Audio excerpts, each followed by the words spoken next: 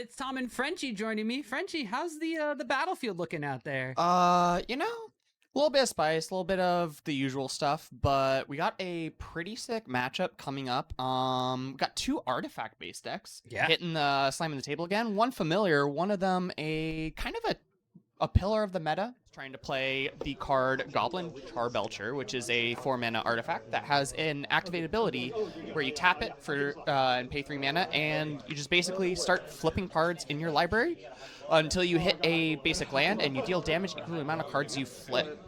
When you are running only spells in your deck because of the power of modal double-face cards, you just flip over your whole deck and dome your opponent for a ton of damage. Yeah. It is a very powerful, very succinct one-card combo.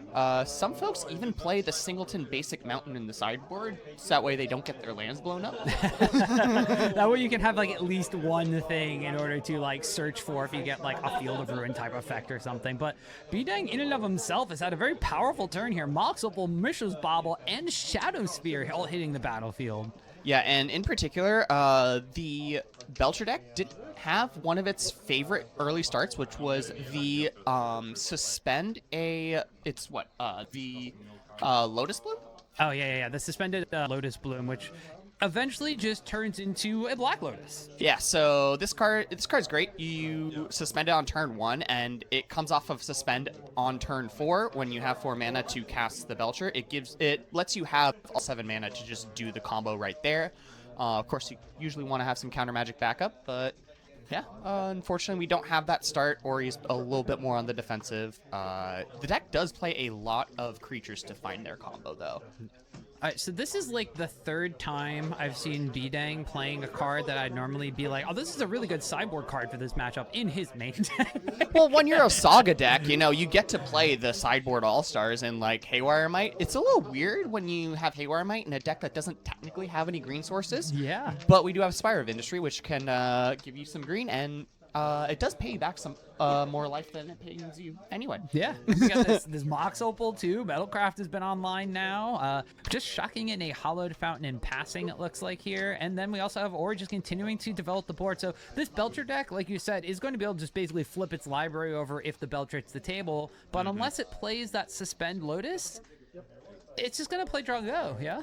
Yeah, it's going to do a lot of draw go. It's a combo control deck. I think the biggest thing going on right here is Brian doesn't actually have any real gas. It's just a lot of like mana and some of those Urza Saga targets. But Night Saga is kind of awkward.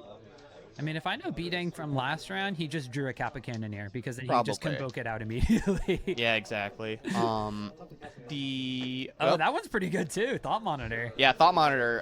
Thought cast on a body. Can't complain about that. Getting some additional cards, putting more artifacts into play. An evasive, aggressive creature isn't terrible either. And yeah, so between this and the Haywire Might, we at least have 3 damage coming across every turn. And we got Tamiyo coming into play as well. All right, so Tamiyo winds up Inquisitive Student hitting the battlefields. This is going to start making a bunch of clue tokens. It's going to wind up making potentially a powerful planeswalker that can help Bidang end the game, but looks like just going to wind up passing the turn here from Bidang. Isn't actually going to be getting aggressive with the Haywire Might, and Ori is playing a Whir of Invention here. On 0. So this is going to get the Lotus Bloom and put it directly into play. So because you're not casting the spell, you're just putting it directly into play, you can find a 0 mana spell to do so. But yeah, it's pretty sick. It's pretty powerful here. So this is representing getting the combo off next turn, but a Metallic Rebuke has been improvised out to counter the spell, and yeah, Ori does not have the mana needed. Down to 11 now too, so definitely doing a lot of the work for Brian. Yeah, I was gonna say, if Bidang just had a Kappa Cannoneer last turn and Ori doesn't have it, then that's pretty powerful here. But second Whir of Invention is at the battlefield, so yeah, Bidang has no response to that. Here comes the Lotus Bloom, and is this just going to be Belcher? I mean, if you're just casting Belcher here, it does put you, like, I guess there is some, but that there's no counterspell because we're assuming that the counterspell would have countered the Lotus Bloom. Yeah, I think, ooh, a Tameshi. I like this actually, yeah. So we do have the mana floating already, so we can start activating Tameshi to get the Lotus Bloom back and start making a ton of mana. And there we go. Land tokens are out here to represent the different colors of mana. Tameshi's going to be able to have you return a land you control to your hand and return an artifact or enchantment card with mana value X or less from your graveyard to the battlefield. So that's going to start looping this Lotus Bloom basically as many times as we can pick up our lands. Yeah, which given that we can pick up all of our lands, it looks like we're just showing that we're going to net 2 mana every time.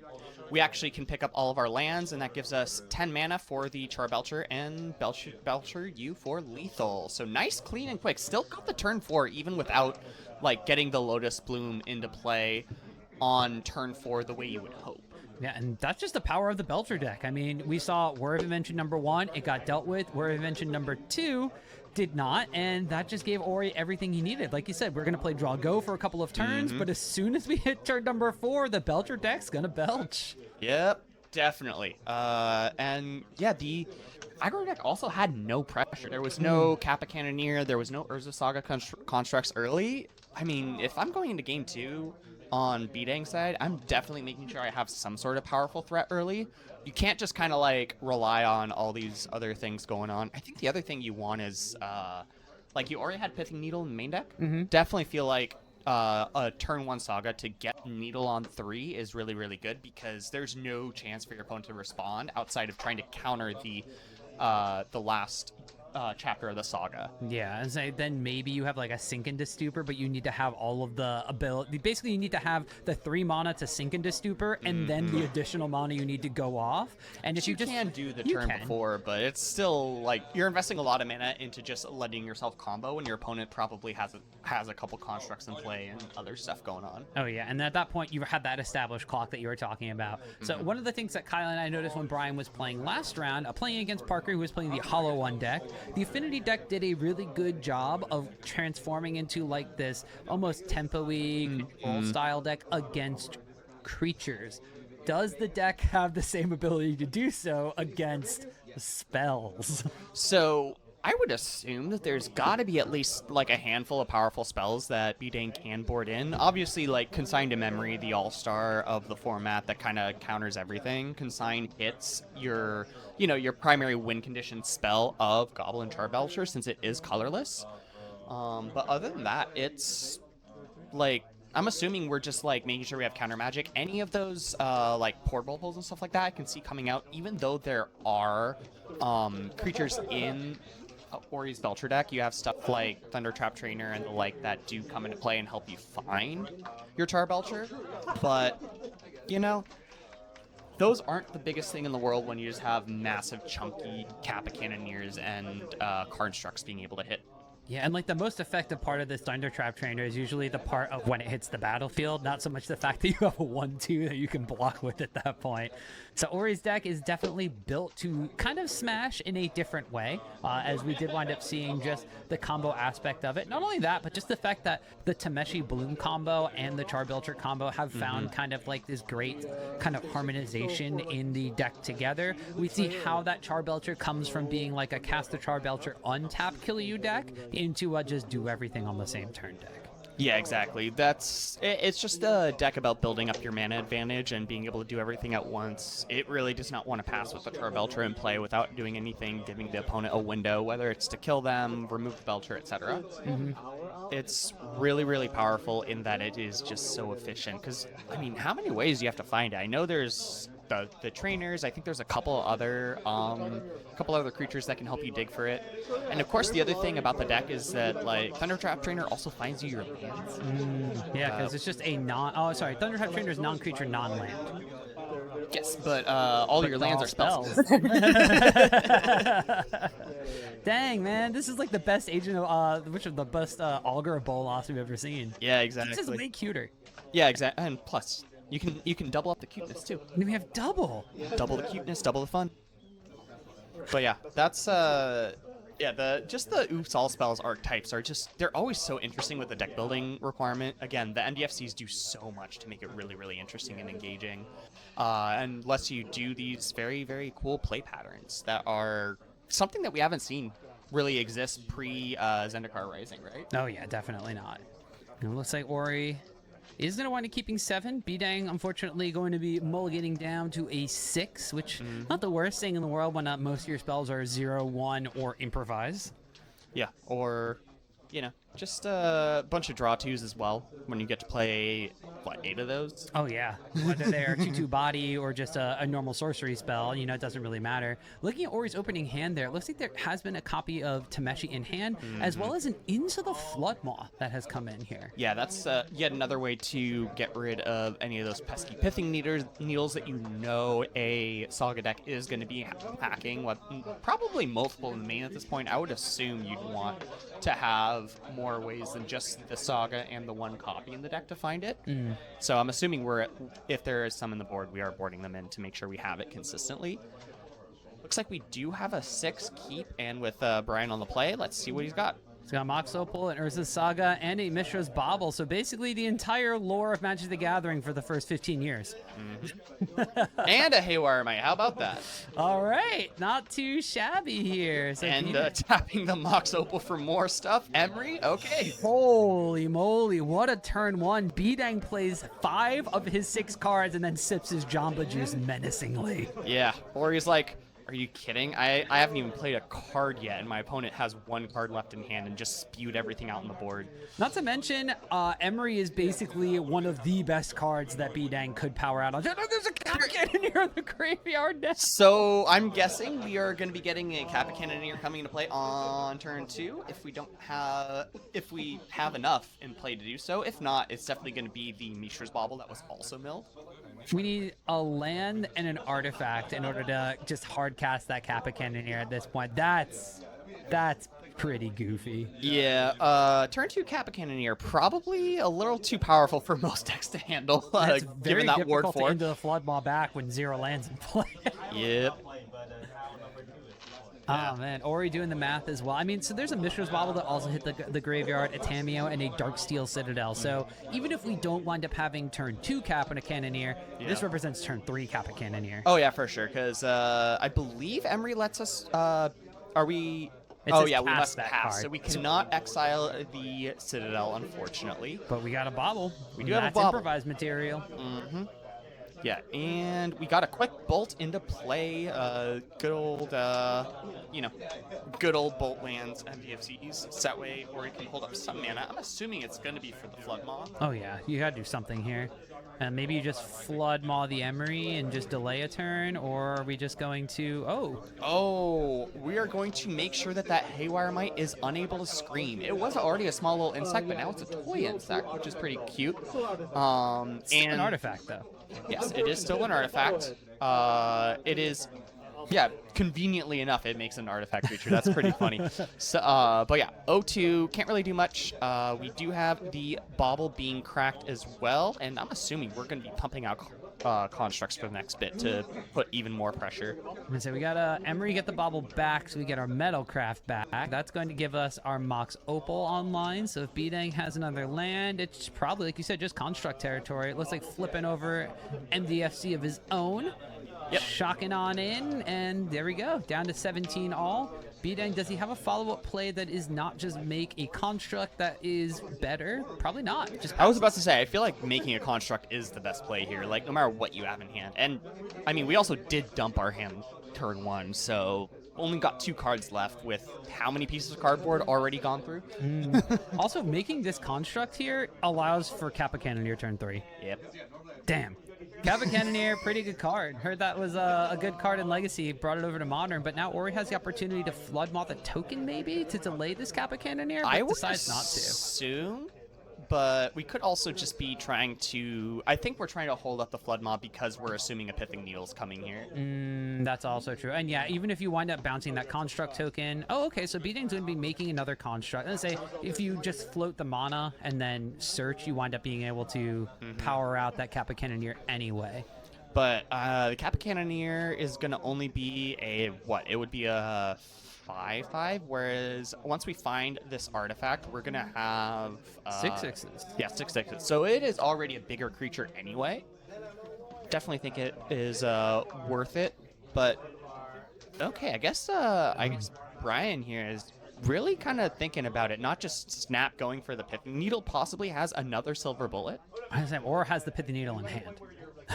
That would be exceptionally awkward. Yeah, because we did spend all of our mana. Okay. Nope, there's the needle. Yeah. It sounds like Goblin Charbelcher. Yeah, it sounds like he is naming Belcher. Let's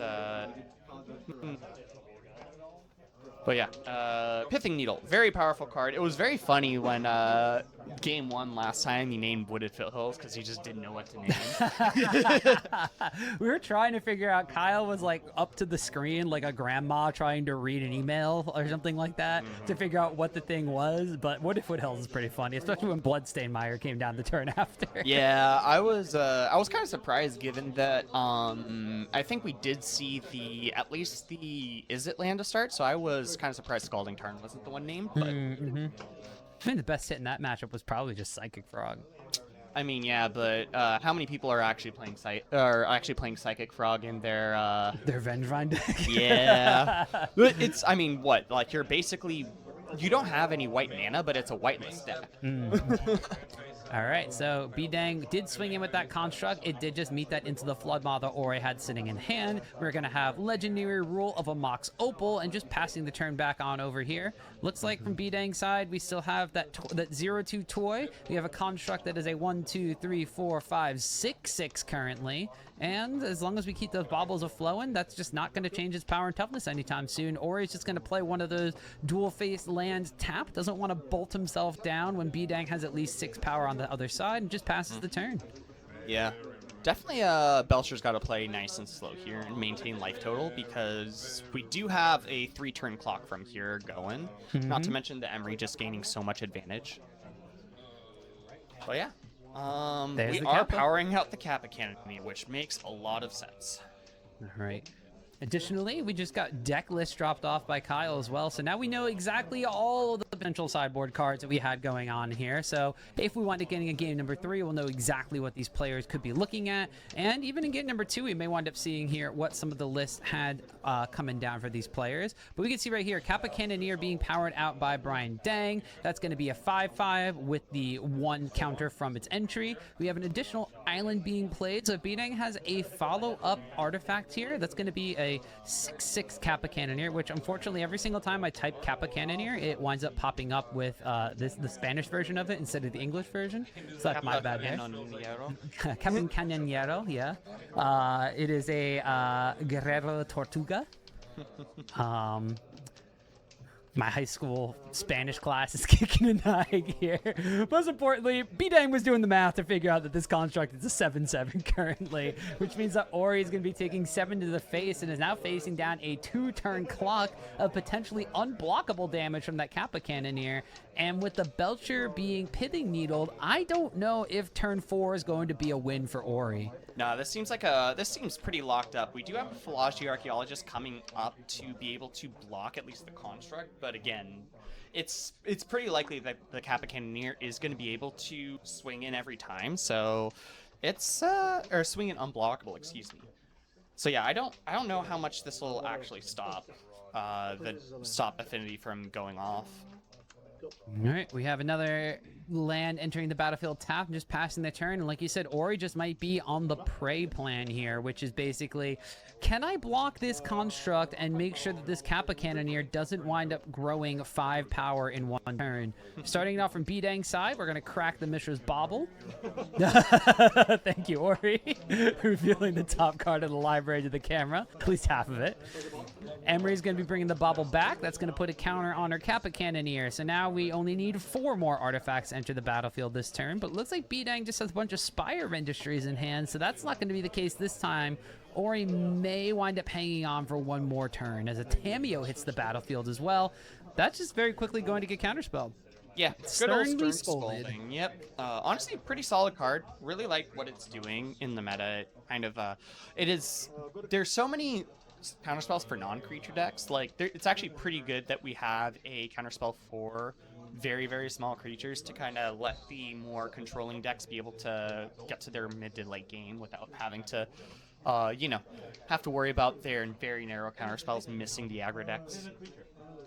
All right, so now Brian in the tank a little bit, realizes that he only has 6 unblockable damage, but pretty much just has a window to wind up going for it anyway. It's basically a forced block here from Ori, and that is going to put him down to 4 and just dead next turn if Bidang has a way to just recur one of those baubles from graveyard with that Emery. Yeah, and Yeah, so we're definitely bought into getting rid of Emery. There's no way we can really do much about the Kappa Cannoneer. I could, honestly, if Ori just doesn't draw anything relevant, I can see us just, like, snap going to game 3. Because it's, I don't know how much we have in the sideboard coming in for Ori. Ain't no Hercules recall, that's what I can tell you with the list in front of me you just handed on over. I mean, there's potentially some portable holes, another Unable to Scream, there's a Singleton Into the Flood Maw that got brought in that has already been cast, there's a couple Consigned to Memories, but it's too late for that. Yep, and we are scooping it up, going to game 3. Very, very quick, very efficient. You know, aggro versus control. This is gonna, these two rush-style decks are just gonna be able to clean up and finish a game probably within, like, what? Looking at the clock behind us, we aren't even halfway through the round, and we're going to game 3. Yeah, I mean, that's kind of been the way that Modern has been for at least the most of today.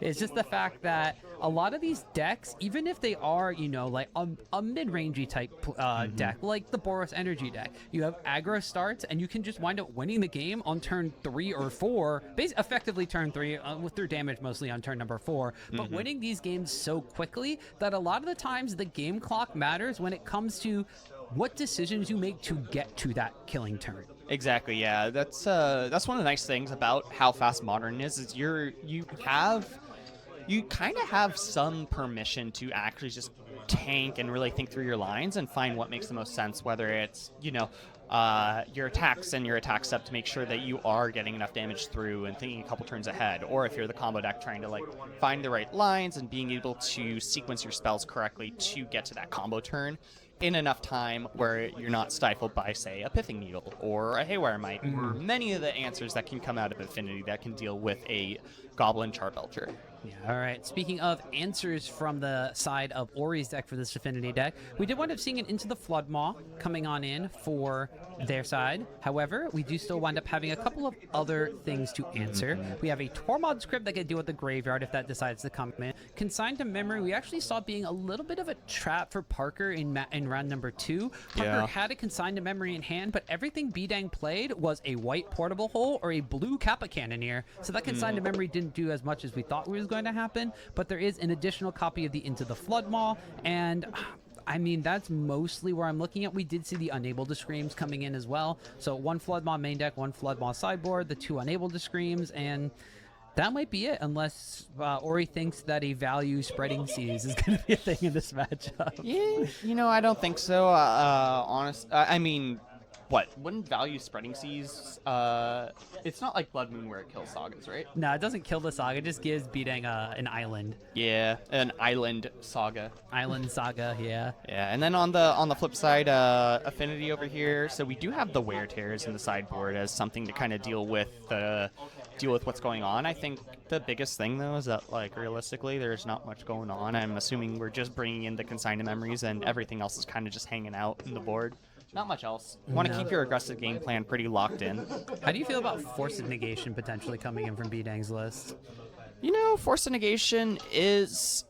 It's interesting because you're forced to keep 2 blue cards in hand. Yeah, which the is Force of Negation plus, and you're a deck that wants to dump its hand out as fast as possible and be able to kill your opponent. I don't know if you, like, especially if that blue card's a Kappa Cannoneer, I don't know if you can afford to just, like, you know, sandbag on that to make sure that you don't die, die quicker. It's better to get Ori to 0 as opposed to counter the big spell and hope you're going to get them to 0 quicker. Yeah, it's just a very interesting kind of thing, too, because much like Bdang's deck has colored spells in it to get around Consigned to Memory, even though it seems like on paper it's a very good card to have, Consigned to Memory doesn't do a lot against Whir of Invention, finding a Lotus Bloom, or once Tameshi hits the battlefield. I mean, I guess you can stifle the Tameshi.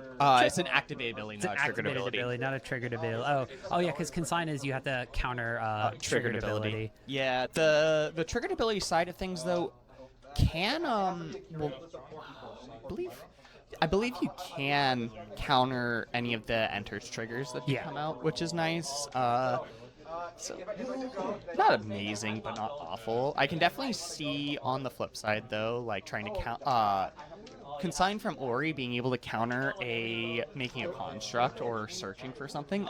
That could be enough to maybe want them, but that's still such corner case, really small. But oh wow, tap lands on both sides. Yeah, Bidang did wind up mulliganing down to 6, and then Ori ripping the the Lotus Bloom off the top there. Otherwise, that definitely would have been suspended on turn number 1.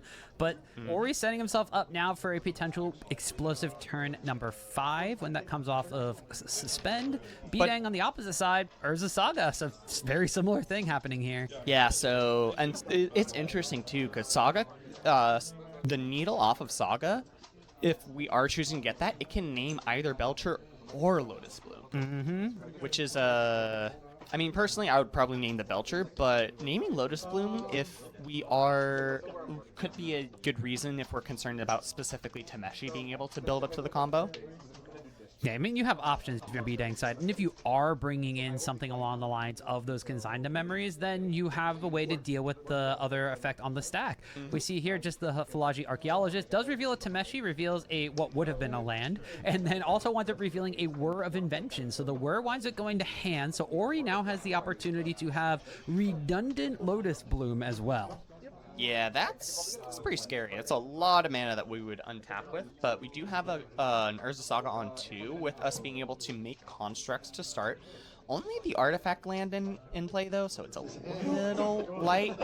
Seems like Brian's got a really reactive hand that's not really able to do much. Yeah, he just passed in the turn, so that signals like, hey, if you have something powerful, I'm going to wind up countering it with Metallic Rebuke. And Ori's just like, what about second Lotus Bloom on suspend? Yeah, second Lotus Bloom seems nice. I think we also have double Tameshi as well.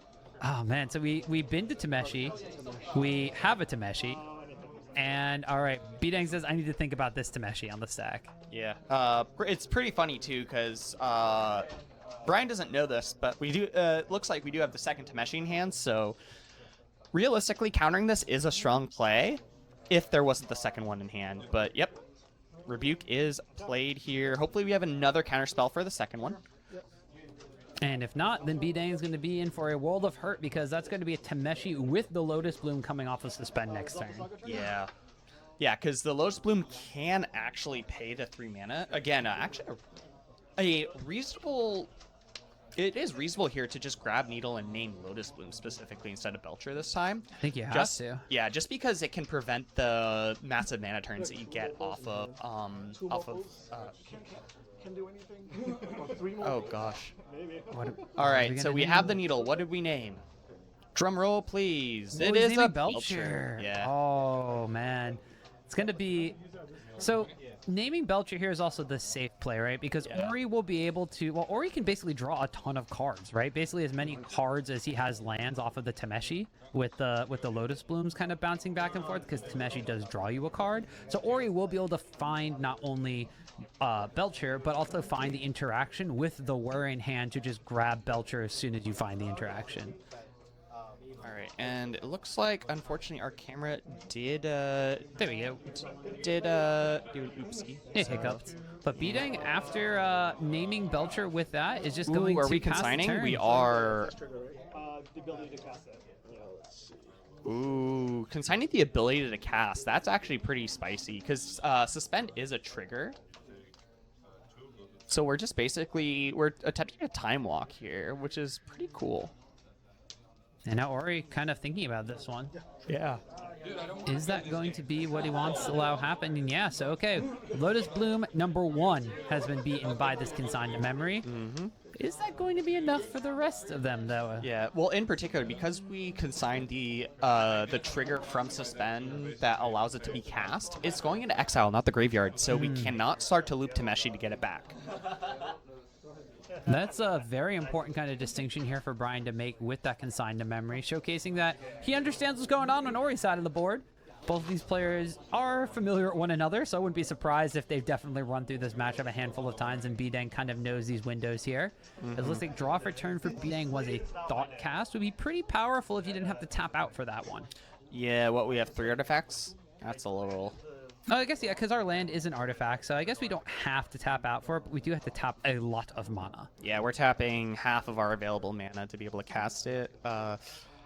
Construct's also only 3 right now. It's pretty small. I mean, if we really do not have any artifacts in hand, I'm really worried on Brian's side because we want to have more pressure here.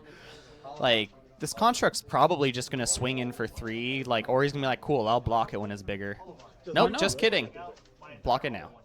You're saying it's only 3? I could take 3. Yeah, exactly. It looks like, yeah, it looks like once we recounted, yeah, we're gonna have it hit us for 3. We'll block it when it's bigger. Yeah. Got a Tameo. Okay, at least we're making some artifacts. Sorry, it looks like I had the life total swapped here. It was Ori who was actually on 20, so Ori should be at 17, and Bidang is the one who wound up taking 2 damage here. Off of the Spire of Industry. All right, and we are thought casting here. So we're going down to 1 mana and no ability to improvise out a Metallic Rebuke. So Ori just says, yeah, go for it. Draw. Ooh, Force Negation did come in. Yeah, and I think the bigger thing was we have flipped Tameo. Oh, I wasn't even paying attention to that one because that just hit the battlefield. Yep, so flip Tameo. We can't do anything else besides plus when she comes in. But, you know, the minus is pretty nice. You'll be able to rebuy a spell, which is pretty huge. And rebuying that spell, probably going to be the thought cast with more artifacts in play, is going to be able to do a lot for Brian here. Oh, and we found an Opal, so we do wind up having Rebuke mana. Yep. Respond to Opal. Oh, we got a response to the Opal trigger. Or not the Opal trigger, the Opal being cast. All right, what's Ori got? Tapping 3. We're in. Before. So this is going to be able to find it before you can Metallic Rebuke. Bidang saying, uh-oh. Yeah, and we are on Brian's turn too, so that Force Negation's a little awkward. And we do have the Cannoneer in hand, but we are bought into keeping the Cannoneer in hand to make sure that we can cast the Force Negation. Yeah, this is that awkward kind of conundrum that you were talking about before. Yeah, where it's more important at this point in the game to instead of putting on additional pressure, we have to be able to prevent the combo from going off. Lotus Bloom right into play. And now we do have the Mox Opal. All right, so Bidang, and this is dangerous too because Bidang doesn't have a response for Tameshi in hand. Nope. Bidang only has responses for instants or for non-creatures. Yeah, so it's going to be Belcher or whatever ends up being cast to find the Belcher. I don't think that there is a way with creatures for Ori to put a Belcher into play. All right. So we're kind of just basically holding on until we can get the Belcher. So Tameshi number 2 is going to hit the battlefield. Bidang's going to look at the Force of Negation in hand and kind of cry a little bit. I mean, it's fine, because all we got to do is protect the Pithing Needle here. So Pithing Needle on Belcher is preventing Ori from being able to actually just win the game outright right here. And then even so, even if we do wind up having Ori being able to get rid of the Pithing Needle, we can then still Force of Negation away the interaction. We can Force of Negation the actual Belcher, but we have Tameshi, so... Oh, Dispatch! Oh, nice. I did not expect that from the sideboard. Yeah, I mean, I guess if Tameshi is just like the other way for you to absolutely take out, be able to get through the deck, like, yeah, bring in the kill spell. It's a pretty powerful effect, being able to exile it. It's a better Swords to Plowshares 9 times out of 10, because if you don't have Metalcraft, you're not playing the deck right. Pretty much, yeah. Or you've kept a very questionable hand. Yeah. All right, so Dispatch gets rid of Tameshi entirely. So Lotus Bloom will still hit the battlefield. We still get a draw here from Ori. Does Ori have any way to spend this floating 2 mana, or is he just basically going to have to wait and maybe see if he's able to Belcher and bounce without the Tameshi? I mean, I don't think we have enough cards in hand for that. I don't think so either. I mean, at this point, we have 4 available mana. We could hardcast Belcher past the turn. That's about it. All right, we are looking at the graveyard too, just to double check what is currently there, possibly trying to like do some math on what is available. We haven't seen a Force yet, so I'm assuming that's one of the things Ori's thinking about. Most people don't have the full play set. They're only at 3 Metallic Rebukes, so we can assume there's only 2 left. Wait. Got an update on the construct power and toughness. Guys, a 4/4 right there. So Ori now tapping the 2 additional mana. Yeah, we're just going to try to cast Belcher. Yeah, and we're just basically going to wait until we can get rid of that Pithing Needle. Is this and we're just gonna force it because we do not want to chance it. Oh, all right. So casting the Force of Negation, that's going to also pitch that Kappa Cannoneer. So basically what we're saying from Bidang's side now is this construct and this Tameo have to go all the way. Yeah, which, I mean, for what it's worth, we can just buy back the Force Negation this upcoming turn and leave it face up the entire time. Basically, force Ori to feel like he has to play around it. And when it's free counter magic, as long as you have one additional card in hand, you are definitely presenting a lot with that. Yeah, so it looks like Bidang drew a Spire of Industry for turn, but as you mentioned, incentivized to not play that one, just because you can buy back this Force of Negation, although you could also potentially buy back the Thought Cast if you want to. Yeah, I like buying back the Thought Cast specifically, just because you do have the perfect cost reduction, putting it to 1 blue, draw 2. But how risky is that? And that looks like what Bidang is just thinking about right now. Head in his hands. I mean that plus 2 is not doing anything. Yeah. You're not getting attacked in this matchup. Yeah, it looks like we are targeting Consign. Okay. I guess at this point Bidang says I lose to Hardcast Charbelcher. Yeah, with some sort of bounce spell. There's also just being able to do the same thing we did last time and put the Lotus Bloom into exile by countering the trigger. We are thinking about that. I'd say because otherwise Ori face up has 7 mana available, which unless you have like land into the Floodmaw Charbelcher is not a way to deal with the Pithing Needle. So Bidang says that can resolve 7. Hardcast Seagate Restoration. I mean, yeah, the deck makes enough mana to do it, so we are... Yeah, so we are doubling to... Yeah, we are going to be doubling the size of our hand, go all the way up to 7. No max hand size, which is pretty slick here. We do have 3 more mana to play with afterwards. All right, and what did we wind up drawing here? We still have a land drop, if I recall correctly. And we did get that Seagate Restoration back after bouncing the land with Tameshi. So that's a pretty cool little interaction we got here coming from Ori's deck with all these bounce lands and spell lands. So there should be an emblem as well on Ori's side to have no max hand size. Believe we have it among the tokens in the game state area, but we'll see if the players are able to get that, or if Kyle, who's sitting at the desk, can grab it. All right, so we are going to wind up having Unable to Scream coming out on this construct token, so that's just going to be a 0/2 doll, and that's going to buy a lot of time for Ori since Bidang did wind up getting rid of that Kappa Cannoneer. Yeah, going down to, looks like we're all the way down to 7 now. So this is, you know, this match kind of became a slog with Brian having a pretty slow start, but having the right interaction to keep Ori off of being able to actually combo. Ori having 8 mana is pretty powerful here. The Emery is coming in. But the Kappa's exiled.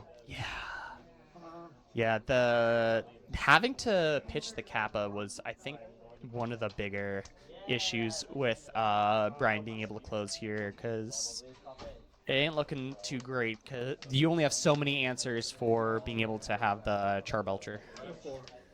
Yeah, and Ori has a ginormous hand. There is an active